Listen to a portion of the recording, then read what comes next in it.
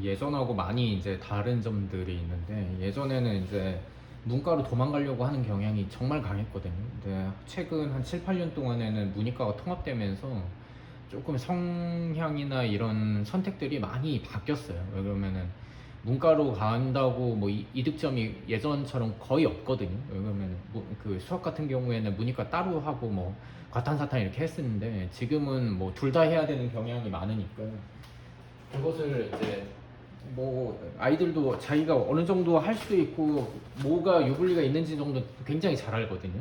그래서 그냥 이과로 가는 경우들이 많습니다. 근데 예전 분들은 알겠지만 이과 공부가 문과 공부에 비해서 한 두세 배는 힘들어요. 근데 그 준비가 안 된 상태에서 그렇게 가버리면 아무것도 안 되거든요. 뭐 문과로 간 아이들이 뭐 패배자라는 느낌이 좀 있긴 하지만, 굉장히 자기의 그 준비 상태하고 자기의 성향하고 이런 것들을 꾸준히 생각해보고 결정을 해야 돼요. 근데 이런 걸 선택할 정도면 굉장히 상위권이거든요. 근데 대부분 아이들은 생각 없이 그냥 아이들 따라가는 대로, 그리고 굉장히 단편적인 정보만 가지고 선택하는 경우들이 있어요.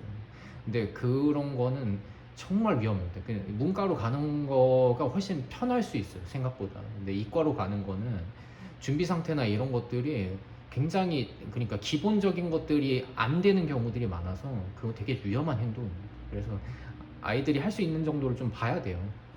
그리고 이제 습관이나 이런 것들이 정해지는 시기들이 있거든요. 근데 그 시기가 지나가게 되면은 그 다음에는 이제 불가역적이에요. 변하질 않아요.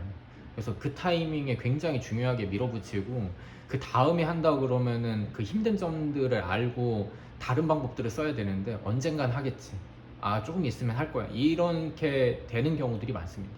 근데 우리가 이제 좀 늦은 시기에도 가능한 됐던 친구들이 있어, 이렇게 보는 경우들이 있어요. 근데 교육을 해본 분들이 알겠지만 10년에 한 번 있을까 말까 합니다. 근데 그거를 일반화해서 한다는 거는 조금 위험해요. 예, 그래서 우리가 이제 좀 희망을 이제 삼고 싶은 경우들이 있고, 지금 힘든 것들을 피하려고 하는 경향들이 굉장히 강한데, 그때가 아니면 바뀌지 않는다라고 생각을 하고 그 타이밍에 모든 걸 쏟아야 되는 경우들이 있어요. 그러면 이제 다음 것들이 되는데, 우리는 그런 경우가 생각보다 많이 없죠.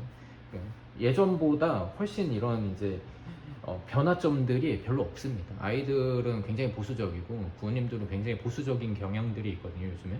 그래서 그 하던 대로 가는 경우들이 있어요. 근데 안 되는 경우에 그런 식으로 가면은 결국엔 결과물은 뻔하거든요. 근데 그거를 좀 견디하기 힘들어하는 것 같아요. 근데 그게 좋을 수도 있고 나쁠 수도 있는데, 결국은 그 대학을 가는 입장에서는 굉장히 위험한 경우들이 많습니다. 그래서 제가 이제 뭔가 훈육을 하고 교육을 할 때 언제나 생각하는 게 일관성이에요. 그 일관성들을 지켜나가야지 효과가 있다고 생각을 하거든요.